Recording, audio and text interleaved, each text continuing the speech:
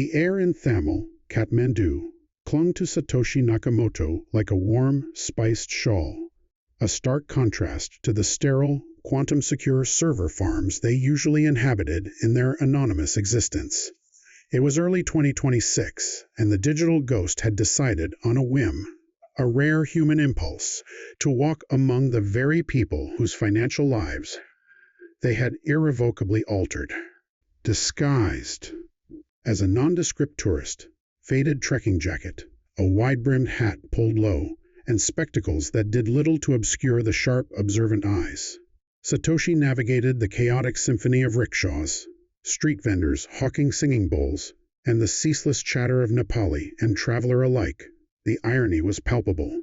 Here, in a country where the digital revolution often felt a step removed, their creation was both forbidden and, paradoxically, thriving in whispered corners. They paused by a tiny tea stall, ordering a chia in surprisingly fluent Nepali. The vendor, a jovial man with a magnificent mustache, accepted a few crumpled rupees.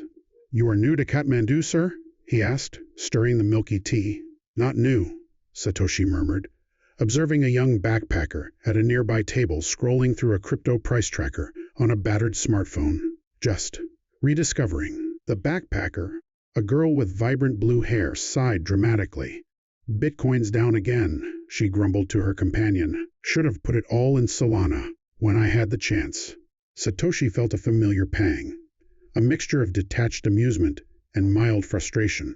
They had envisioned a peer-to-peer electronic cash system, a bulwark against the bankers on the brink of bailout.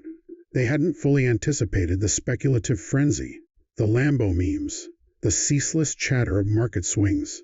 Later, wandering through the ancient alleys of Durbar Square, the weight of their anonymity felt heavier. The intricate carvings of the Kumari Bahal, the living goddess's palace, seemed to mock their hidden identity.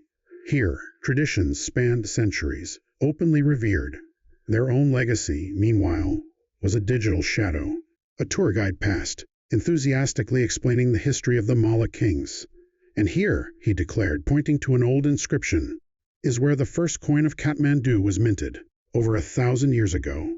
Satoshi's lips twitched into a faint, almost imperceptible smile. The first coin, a genesis of its own. They thought of the Genesis block, the very first 50 unspendable bitcoins, a timestamp against a failing financial system. Their creation was a different kind of currency, an invisible ledger spread across the globe. Yet here, in this ancient city, the fundamental human need for exchange, for value, for trust, remained the same.